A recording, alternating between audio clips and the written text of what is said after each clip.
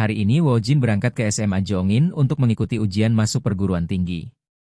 Wojin dan murid-murid lainnya dengan tertib mengerjakan seluruh ujian. Ketika keluar gerbang sekolah, Wojin merasa frustasi karena dia merasa telah membuat kesalahan fatal saat ujian. Setelah ujian tadi, Wojin melihat para murid yang dijemput oleh orang tuanya, hingga Wojin teringat nasihat orang tuanya, asalkan Wojin sehat itu sudah berkah bagi ibu Wojin.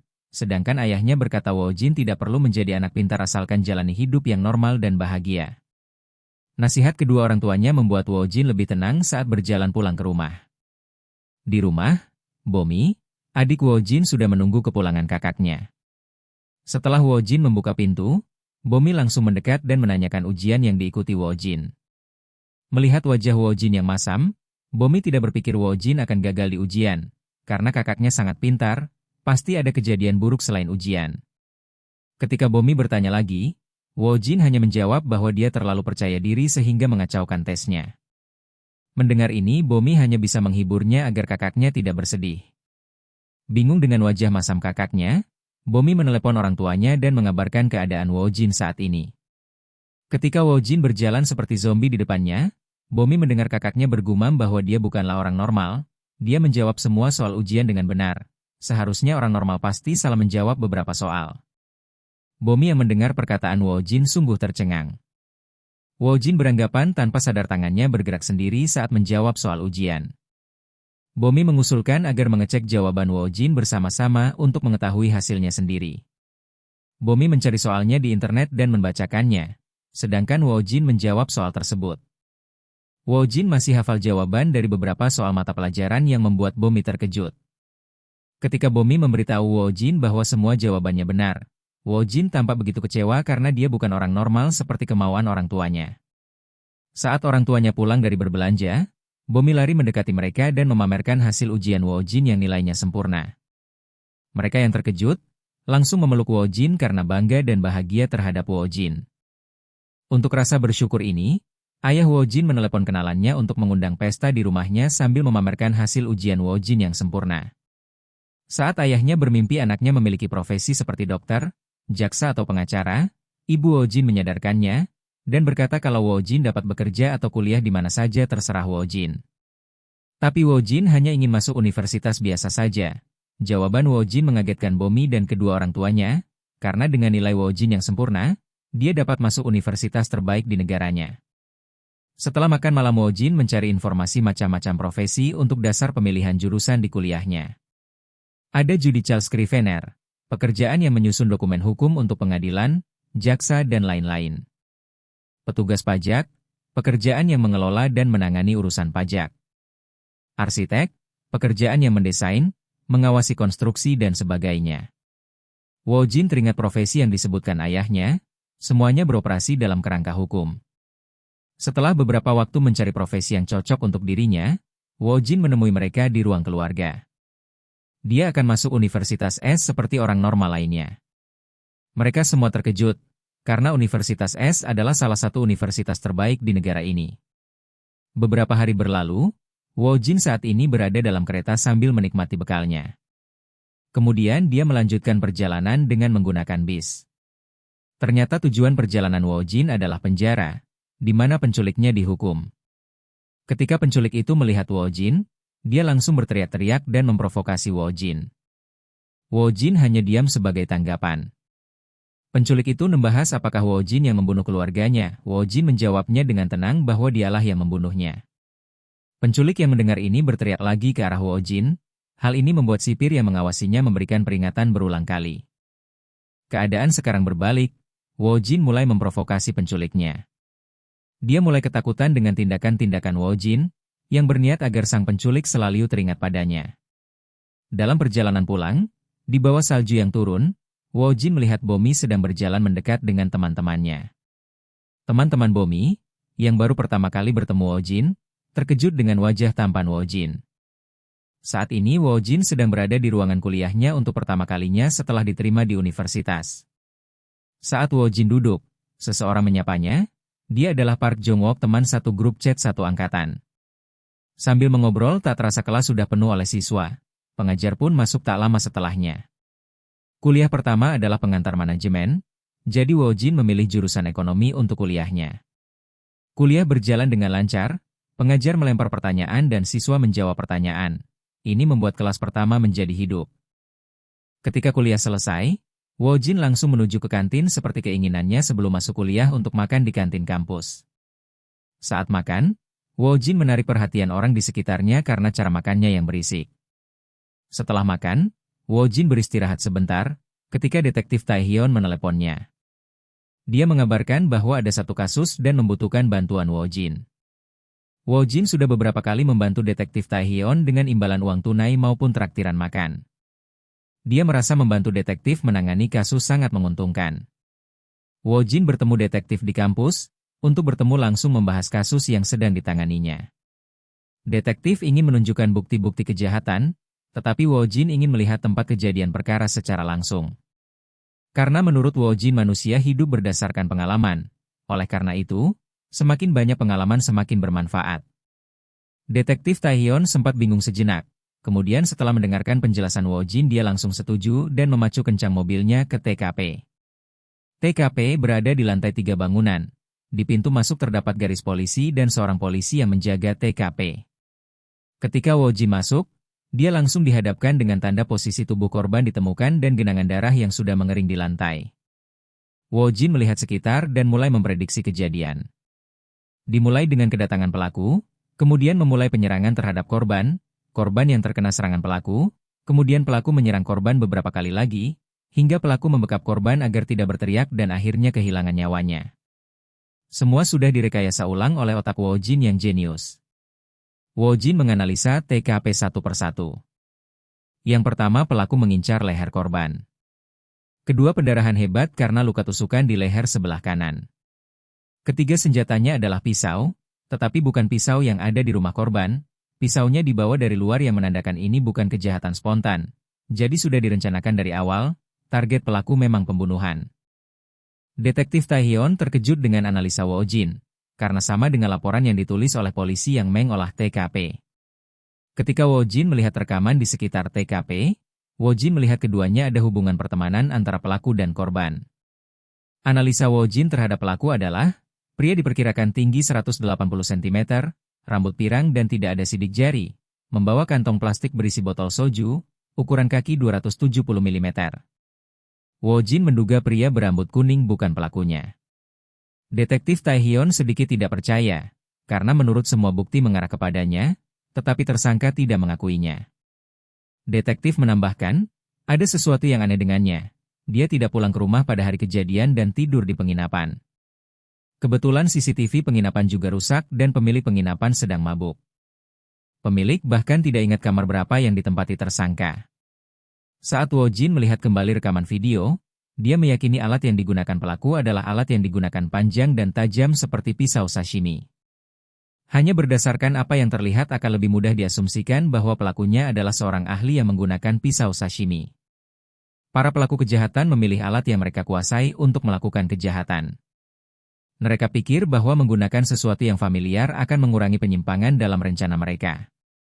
Jika diasumsikan bahwa pelaku memiliki pekerjaan yang berhubungan dengan air, Anda dapat memahami mengapa sidik jari tidak ditemukan meskipun pelaku menyentuh bel pintu dengan tangan kosong. Karena jika sering terkena air, mungkin saja sidik jari tidak muncul akibat eksim yang parah. Rambut yang pelaku tinggalkan di TKP, bisa jadi bulu binatang, rambut orang yang sama berbeda atau bahkan rambut palsu. Wojin menyimpulkan pelaku memakai rambut palsu untuk menyamar, melakukan pembunuhan dan menimbulkan kebingungan untuk penyelidik TKP. Lebih tepatnya, dia tidak membuat situasi menjadi seperti itu, tetapi pelaku mengarahkannya ke sana. Jika melihat jejak kaki pelaku yang memiliki tekanan yang besar di bagian tumit, jejak kaki di bagian depan menjadi samar. Saat menyerang seseorang, biasanya tumpuan berat badan ada di ujung kaki. Artinya pelaku sengaja memakai sepatu berukuran besar, sehingga akan ada ruang kosong di bagian depan, sehingga bagian depan menjadi samar. Anehnya sisi sepatu juga tercetak. Pelaku membunuh secara tiba-tiba. Bahkan jika diasumsikan ada perkelahian, jika kaki tertekuk, setidaknya ligamennya akan terkilir. Kemungkinan besar juga terjadi patah tulang. Kemungkinan pelaku memakai sol dalam, dia bahkan tidak pincang dan berjalan keluar dengan baik-baik saja. Bahkan jika adrenalin dilepaskan di atas tingkat normal dalam keadaan bersemangat, ini tidak mungkin terjadi. Ketika melihat rekaman CCTV saat pelaku meninggalkan TKP, rambutnya sedikit bergeser dibandingkan saat pertama kali masuk. Rambut tidak mungkin tumbuh panjang secara asimetris seperti ini dalam beberapa menit karena komposisi dan strukturnya. Pelaku pasti punya alasan untuk menghabisi korban dan sekaligus tersangka yang sekarang ditangkap. Pelaku pasti harus menghabisi mereka berdua di waktu yang berdekatan. Dan pelaku menilai korban yang sudah tewas lebih mudah untuk dibunuh, karena korban bertubuh kecil, jadi dia benar-benar membunuhnya. Sedangkan tersangka yang sedang di kantor polisi sekarang, bertubuh tinggi dan besar. Jadi pelaku menilai bahwa tersangka tidak akan mudah dibunuh. Tinggi tersangka 184 cm, ukuran sepatu 270 mm. Saat ditangkap rambut tersangka berwarna hitam, polisi pasti akan lebih mencurigainya dengan menebak panjang rambutnya. Wojin menganalisa bahwa ukuran kaki pelaku sebenarnya adalah antara 255 dan 260. Dipastikan bahwa pelaku adalah orang yang sangat dekat dengan korban dan tersangka. Alasan pelaku membunuh korban dan menyamar sebagai tersangka bertubuh besar yang ditangkap polisi. Apa motivasi pelaku membunuh satu orang dan menjadikan yang lain sebagai pelaku kejahatan dengan menyamar? Apakah uang? Dendam? Wanita? Kesimpulan Wojin adalah pelaku mahir menggunakan pisau sashimi. Seseorang yang pola sidik jarinya terhapus karena eksim kronis. Latar belakang pendidikan pelaku kemungkinan besar adalah lulusan sarjana atau lebih tinggi. Karena semakin rendah tingkat pendidikan seseorang, semakin besar kemungkinan dia melakukan tindakan impulsif.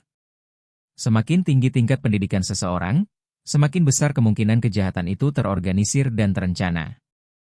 Fakta bahwa korban tinggal di sebuah apartemen studio dan tersangka yang tidur di penginapan, menunjukkan bahwa keadaan keuangan mereka tidak mencukupi. Ukuran kaki asli pelaku antara 255 dan 260, jika dilihat secara statistik, tinggi badannya antara 166 dan 170, usianya sekitar 30-an. Detektif Taehyun terkejut dengan analisa dari Wojin, karena dia teringat pernah bertemu seseorang dengan ciri-ciri yang disebutkan saat mencari informasi. Kemudian dia menyuruh anak buahnya untuk segera menangkap orang tersebut. Keesokan harinya, saat Wojin sedang berjalan menuju kampusnya, detektif meneleponnya karena berhasil menangkap pelaku pembunuhan sesungguhnya. Detektif mengungkapkan alasan pelaku membunuh korban adalah, pelaku meminjam uang kepada kedua orang tersebut dan mereka berdua menyebarkan desas-desus kemana-mana bahwa pelaku meminjam uang dan tidak membayarnya kembali. Di kelas, Wojin samar-samar mendengar teman-temannya sedang membahas saham yang mereka punya. Wojin juga berniat mulai berinvestasi di saham setelah mendengar pembicaraan teman-temannya. Saat di tengah perkuliahan, dosen melihat Wojin yang tengah tertidur, padahal di kuliah sebelumnya dia sangat bersemangat mengikuti kuliah. Di sisi Wojin, dia sebenarnya ingin tidur di kelas agar menjadi orang normal, tetapi walaupun berusaha keras dia tidak bisa tidur. Saat kuliah akan selesai, ketika dosen berkata akan memberikan tugas, Wojin tiba-tiba bangun dan bersemangat karena mendapatkan tugas pertamanya. Seperti yang tidak diharapkan oleh sang dosen, Wojin mulai bertanya dengan antusias. Siswa lain yang melihat pembicaraan antara Wojin dan dosen hanya kebingungan karena tidak mengerti apa yang mereka bicarakan. Saat berdiskusi, cara bicara dan tatapan mata Wojin terlihat haus akan rasa ingin tahu. Dia bertanya dengan sungguh-sungguh. Dosen merasa kewalahan dan sakit kepala saat sesi tanya jawab dengan Wojin karena antusiasnya. Di rumah, Wojin menyalakan komputernya dan mulai mencoba aplikasi simulasi saham. Setelah Wojin memilih saham, dia melihat naik turunnya saham tetapi tidak merasakan emosi apapun, karena hanya simulasi. Dia kemudian berpikir untuk menggunakan emosi dari karakter jahat yang ada di tubuh Wojin untuk memahami kinerja saham. Saat pikirannya diambil alih, Wojin tidak menggunakan aplikasi simulasi, tetapi membeli saham asli dengan uang asli. Di kelas, siswa bernama Jung Hoon sedang menyombongkan diri kepada teman-temannya, tentang saham yang dibelinya dapat untung besar. Ketika melihat kelompok Wojin, dia mendatanginya dan mulai menyombongkan kembali tentang pengetahuannya tentang saham. Saat Wojin melihatnya, dia menganalisa wajahnya dan senyumannya palsu. Sebelumnya, dia melihat Jung Hoon merasakan rasa takut terhadap Limina. Jung Hoon langsung bereaksi tanpa sadar, inilah yang sebenarnya terjadi. Pria adalah tipe manusia yang lebih peka dalam bidang visual dibandingkan dengan wanita. Pria seringkali memandang wanita cantik yang ada di hadapannya, Tapi saat pria tidak sengaja melakukan kontak mata dengan wanita itu, mereka akan langsung berpaling untuk menghindarinya. Karena saat seorang pria melakukan kontak mata dengan wanita yang mereka anggap cantik, yang mereka rasakan bukanlah perasaan gugup ataupun tegang, melainkan rasa takut. Dan semua sifat itu berasal dari adanya evolusi, sebagai pertanda bahwa rasa takut yang dirasakan oleh para pria terhadap ketua mereka ataupun orang yang lebih kuat, telah tertanam pada DNA mereka. Kebanyakan wanita cantik pasti akan berada di sisi ketua.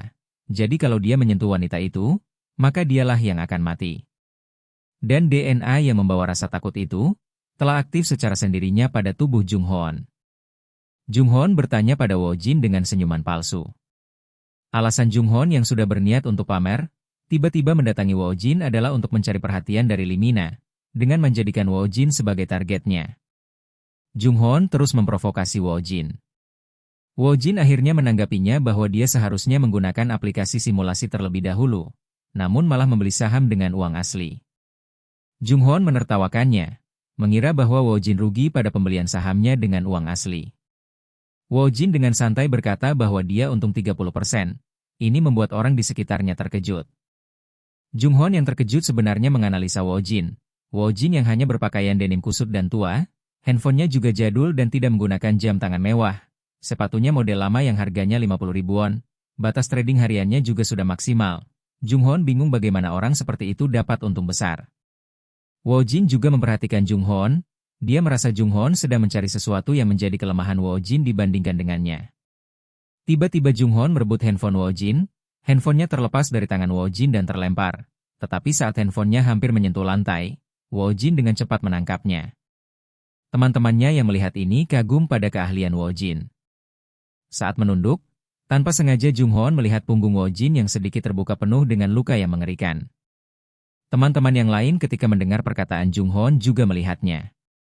Melihat teman wanita kebingungan, Jung Hoon melihat kesempatan untuk memfitnah Wo Jin berkali-kali. Saat orang mengkritik ataupun merendahkan orang lain, secara tidak sadar, mereka akan langsung merasa lebih unggul. Dalam proses ini, sistem kompensasi dalam otak aktif, yang membuat dopamin rahasia dalam tubuh menjadi aktif. Kebencian, amarah, rasa iri dan cemburu cenderung berfokus pada energi sementara, yang berujung pada keluarnya kortisol. Lalu, membenci dan menghina orang lain bukan hanya sebuah emosi, karena secara biologis, semua perilaku itu berhubungan langsung dengan kepuasan pribadi. Lalu Jung Hoon tidak ragu untuk memamerkan dirinya sendiri, dan melihat gelagat dari Jung Hoon, yang dimana dia langsung memojokkan orang lain dan langsung menghakimi orang itu tanpa pikir panjang. Dia sudah kecanduan pamer diri hingga detik ini. Dan karena dia tidak bisa lepas dari rasa candunya, dia akan terus membuat keributan seperti ini di masa depan nanti, dengan Wo Jin sebagai targetnya. Pihak mayoritas seringkali menjadi pelaku utama dalam hal kekerasan fisik maupun mental, dengan kaum minoritas yang menjadi korban utamanya, dan itulah kenapa orang yang menjadi target kekerasan, pastinya bukanlah orang normal. Oleh karena itu, Wo Jin merasa dia harus menjadi bagian dari pihak mayoritas supaya bisa dianggap normal. Menghadapi ini, Wo Jin mengalihkan pembicaraan, dengan Wo Jin akan mentraktir teman-temannya minum dengan alasan untuk mempererat pertemanan sebelum mengerjakan proyek yang akan dijalani, karena Wo Jin untung banyak dari sahamnya. Lee Mina dan yang lainnya langsung menyetujuinya. Setelah memancing Lee Mina ke pihaknya, Wo Jin juga mengajak Jung Hoon yang berdiri diam, dia beralasan ingin belajar lebih banyak darinya tentang saham, karena Jung Hoon mengatakan hebat dalam bermain saham. Wo Jin memancing Jung Hoon dengan memujinya, agar nantinya dia akan memasuki wilayah yang sudah diciptakan secara khusus. Saat Jung Hoon sudah berada dalam wilayahnya, dia akan dibedah dan dianalisa seperti yang dilakukan oleh para dokter di dalam praktik anatomi. Dengan begitu semua orang bisa melihat dengan jelas jati diri dari Jung Hoon yang sebenarnya. Saat sampai di tempat kumpul, Jung Hoon langsung menyombongkan diri lagi, kemudian dia mulai memancing emosi Wo Jin. Wo Jin yang mendengarnya hanya diam dan menikmati makanan yang dipesannya.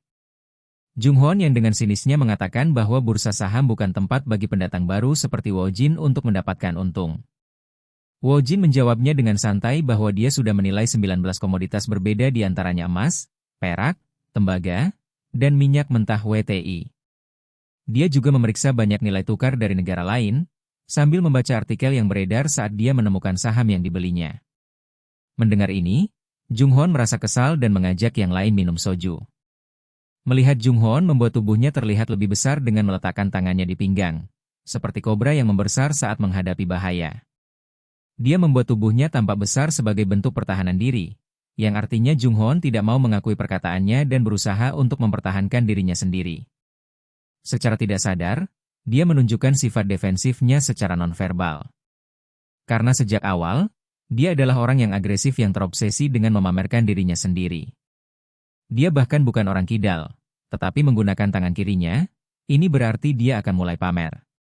Dengan menunjukkan jam tangan itu, dia mengubah suasana di sekitarnya tertuju pada dirinya sendiri secara natural, lalu dia akan memperkuat kehadirannya di sini. Woo-jin bersulang minum soju untuk pertama kalinya.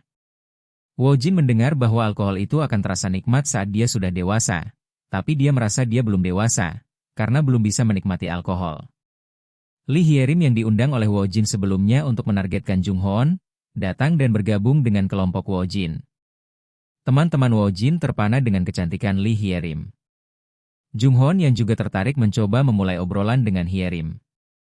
Tetapi Hye-rim benci dengan seseorang yang mencoba untuk memamerkan diri mereka dengan cara yang tidak sesuai dengan keadaan mereka yang sebenarnya. Harga dari jam tangan yang dimiliki Hye-rim itu sangat mahal, yang pastinya tidak akan bisa dibeli oleh orang biasa. Ketika Jung Hoon mencoba mendekati Hye-rim, Woo-jin mengalihkan pembicaraan kepada Jo Hwan. Woo-jin melihat proporsi tubuh Jo Hwan yang bagus dibandingkan orang lain, dia menebak bahwa Jo Hwan rajin berenang. Jo Hwan yang menjadi fokus obrolan terlihat bersemangat menjelasnya kebiasaan berenangnya. Woo-jin juga bertanya kepada yang lainnya. Inti dari pertanyaan ini adalah untuk menggali informasi, tapi juga bisa untuk merubah bentuk pertanyaan sedikit. Orang yang mendapatkan pertanyaan itu akan merasakan sebuah kesenangan tersendiri. Saat orang lain dengan senang menunjukkan keberadaan mereka di sini, Jung Hoon yang tidak mendapatkan pertanyaan satupun, merasa terisolasi. Meski begitu, Jung Hoon yang sudah kecanduan pamer diri, pasti akan menunjukkan gejala kecanduannya itu dalam beberapa saat.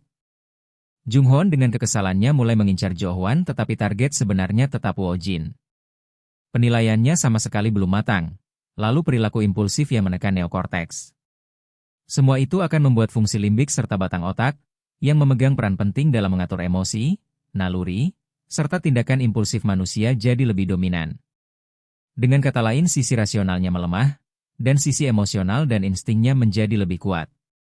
Setiap orang punya ekspresi dan emosi psikologi yang berbeda, lalu alkohol tidak membuat tingkah seseorang menjadi aneh, alkohol hanya membuka topeng yang selama ini mereka kenakan dan menunjukkan jati diri mereka yang sebenarnya. Dia pasti sangat sering melakukan ini, dan dia sering membayangkannya dalam pikirannya itu. Dengan merendahkan orang lain seperti ini, dia merasa puas dan bertindak seakan-akan dialah yang mengatur suasana ini. Layaknya seorang social butterfly yang berarti sebutan untuk orang yang mudah bergaul sana-sini. Seperti kupu-kupu yang sering hinggap dari satu bunga ke bunga lain.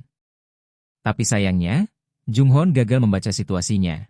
Karena di sini, Hye-rim lah yang mempunyai pengaruh paling besar. Hye-rim selalu beranggapan kalau dunia ini berputar mengelilinginya. Oleh karena itu, dia tidak peduli sama sekali dengan perasaan orang lain di sekitarnya ataupun membaca suasana. Sekarang waktunya bagi Jung Hoon untuk menunjukkan kemarahannya di depan semua orang demi melindungi dirinya sendiri. Di rumah, Bomi sedang melakukan chat grup dengan teman-temannya. Teman-temannya yang pernah melihat Woo-jin ingin agar Bomi memperkenalkan kakaknya kepada mereka. Selain itu, teman Bomi ingin les privat dengan Woo-jin karena Woo-jin adalah mahasiswa Universitas S, salah satu universitas terbaik di Korea Selatan. Bomi pun termenung, bahwa Bomi dan kakaknya masih banyak hal yang belum pernah mereka lakukan sebelumnya. Dan kakaknya adalah orang yang selalu ingin mencoba banyak hal. Bomi juga khawatir kakaknya diganggu oleh siswa lain di kampusnya. Jika kakaknya sampai diganggu siswa lain, Bomi berjanji tidak akan tinggal diam. Di tempat Woo-jin dan teman-temannya berkumpul, Hye-rim membahas sepatu dan jam tangan palsu yang dipakai Jung Hoon. Saat orang yang dia tidak suka terbawa emosi, maka Hye-rim akan memandangnya lebih rendah lagi. Bahkan Hye-rim mengatakan bahwa tingkah Jung Hoon seperti anak TK, yang sedang memamerkan mainan barunya ke teman-temannya. Hye-rim juga tidak suka Jung Hoon yang suka menghina orang lain untuk bercandaan itu sebagai hiburan baginya. Melihat kelakuan Jung Hoon yang menjadi-jadi, Hye-rim memilih pulang tetapi meninggalkan voucher senilai 2 juta won dengan mudahnya untuk mentraktir mereka. Itu juga sebagai ejekan untuk Jung Hoon. Melihat Hye-rim yang pergi, Jung Hoon yang kesal menanyakan asal-usul Hye-rim kepada Woo-jin. Dan Wo Jin mengatakan bahwa Hyerim adalah putri dari CEO SH Shinhwa General Trading Company. Mendengar jawaban Wo Jin, teman-temannya terkejut, karena mereka tahu persis seberapa besar perusahaan Shinhwa. Teman-teman Wo Jin kemudian melirik Jung Hwan dan berpikir, Jung Hwan tidak mempunyai mobil mewah padahal semua pakaiannya mahal, dan penghasilannya dari saham juga kemungkinan bohong. Dan secara tidak langsung, Jung Hwan serta sifat aslinya, langsung bisa dibaca oleh semua orang di sini dengan jelas. Jung Hwan yang menyadari tatapan teman-temannya segera kabur dari tempat. Sebagai hasilnya mulai detik ini, Jung Hwan tidak lagi bisa menyerang Wo Jin, yang sekarang berada di pihak mayoritas. Ternyata Jung Hwan mengejar Hyerim keluar karena merasa kesal dengan tindakan Hyerim di tadi, tetapi dihadang oleh pengawal Hyerim. Keesokan harinya di perpustakaan kampus, Wo Jin menyerahkan laporan tugas kelompok tengah semester yang sangat tebal kepada teman-temannya. Tugas tersebut dikerjakan oleh Wo Jin sendiri, dan teman-temannya hanya perlu mempelajarinya. Saat teman kelompoknya mulai fokus pada tugas kelompok itu, Wo Jin sendirian pergi ke kamar mandi. Di perjalanan Wo Jin bertemu dengan Jung Hwan. Saat Jung Hwan melihat Wo Jin dia kaget dan mencari alasan untuk menjauhi Wo Jin. Jung Hwan kemungkinan besar tidak akan menunjukkan adiksinya lagi pada Wo Jin di masa depan dan rutinitas Wo Jin akan kembali normal. Di kantor polisi, Detektif Taehyun dan temannya baru selesai nyebat, ketika tiba-tiba mendapatkan panggilan tugas untuk memeriksa TKP terbaru. Di TKP sudah banyak polisi dan forensik yang bekerja. Ketika Detektif Taehyun melihat forensik sedang sibuk memotret kotak es, dia merasa bingung. Kemudian saat melihat isi dalam kotak tersebut dia tersadar bahwa isinya adalah tubuh korban. Penyidik memperkirakan korban adalah seorang pria, umurnya 21 tahun dan namanya Park Jong Hyuk. Korban adalah anak dari penghuni rumah ini. Saat Detektif Taehyun masuk rumah, dia melihat kedua orang tua korban. Ini adalah masa-masa tersulit bagi mereka. Saat ini detektif benar-benar ingin menenangkan hati mereka, tetapi menggali informasi demi menangkap pelaku pembunuhan tetap menjadi prioritas utama. Karena dengan menangkap pelaku, adalah satu-satunya hal yang dapat menenangkan mereka. Ketika detektif mulai bicara, ayah korban langsung bertindak histeris karena kehilangan anaknya. Tetapi ibu korban hanya duduk di lantai, terlihat terkena tekanan batin. Detektif kembali keluar rumah untuk mencari informasi dari para forensik yang masih menyelidiki TKP.